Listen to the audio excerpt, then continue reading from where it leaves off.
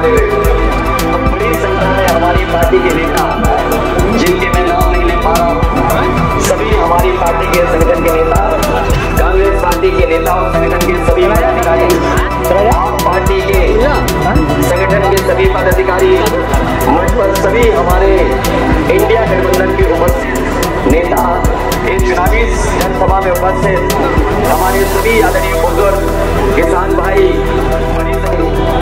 बहुत बड़ी संख्या में चारों तरफ हमें लोग दिखाई दे रहे हैं।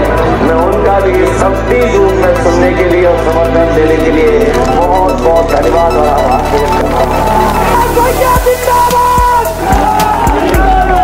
यहाँ पर वहीं हमारी पार्टी के अपने नेता, जिन्हें हम लोगों ने खोया, उनकी वजह से जो विधानसभा में चुनाव हो रहा है, उनके बेटे और समाजवादी पार्टी और इंडिया गठबंधन के प्रत्याशी राकेश यादव जी के लिए भी मैं आपसे सहयोग और मदद मांगने आया हूँ।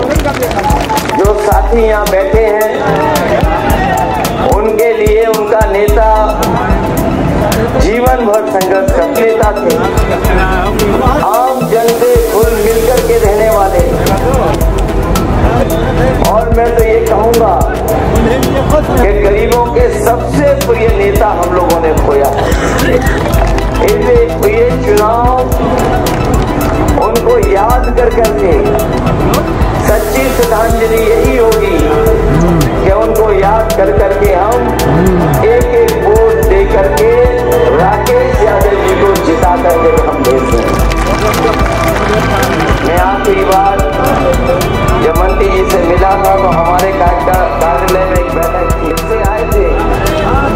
मैं लेकिन देख सकता था कि वो जितने स्वस्थ दिखने चाहिए उतने स्वस्थ नहीं दिख रहे थे, चलने में भी थोड़े असमर्थ थे। लेकिन सोचिए उनका जज्बा ये था कि अगर मीटिंग बुलाई गई है तो डॉक्टरों ने मना भी किया था, लेकिन उसके बावजूद वो मीटिंग अटेंड करने आए। मुझे याद है जब हमारी सरकार में मंत्री थे, जो वो चाहते थे वो हम लोगों ने उनकी मदद की।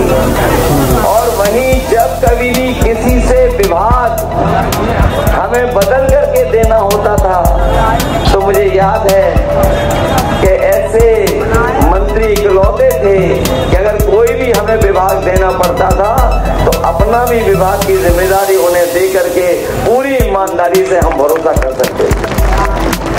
इसलिए याद रखिए, उन्होंने अपना पूरा जीवन लगा दिया आपकी सेवा में। इसलिए हमारी आपकी जिम्मेदारी भी बनती है कि उनके न रहने पर जो उनकी इच्छा थी कि उनका पुत्र भी विधायक बन जाए, मुझे पूरा भरोसा है कि आप लोग उनका सहयोग। इधर आपने पूरे देश के चुनाव के बारे में जान लिया होगा, चौथे चरण का भी चुनाव खत्म हो गया है। अब आपको और आगे 7वें चरण तक वोट पड़ना है।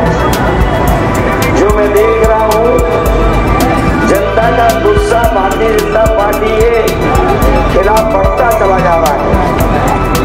जो गुस्सा पहले चरण में था, मैंने अपने खुद के चुनाव में देखा।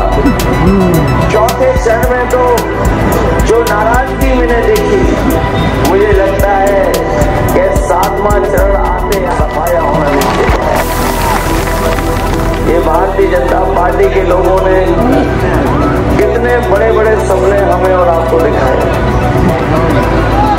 इन्होंने हमें और आपको पिछले 10 साल से इतने बड़े सपने दिखाए कि आज जब हम लोग उनका आकलन करते हैं और पीछे मुड़ के देखते हैं तो आज किसानों की जमीन भी छीन लेते हैं। लेकिन मैं बधाई देना चाहता हूं तमाम अपने किसान भाइयों को जो दिल्ली जाकर के धरना देने बैठ गए।